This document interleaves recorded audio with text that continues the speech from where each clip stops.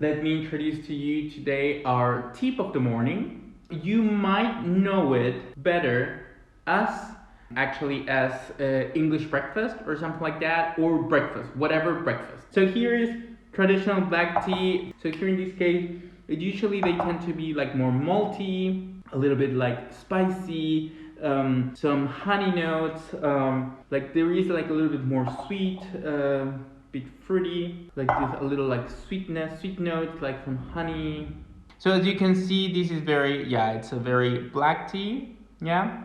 Very dark leaves, kind of like wiry style. So it's like a reddish kind of infusion, kind of deep color actually. This is also it's a daily cup. This is a cup for you to enjoy every day. This is like a morning cup, or it's nothing that you will sit and admire for hours because there is not so much complexity to it. It's a very classical, nice black tea with this maltiness, with the medium astringency, a nice presence, but it's not something extremely complex. It's, as I said, it's like a daily cup. It's what I would just, it will tag along along the day, and it will make you some company without making too much noise.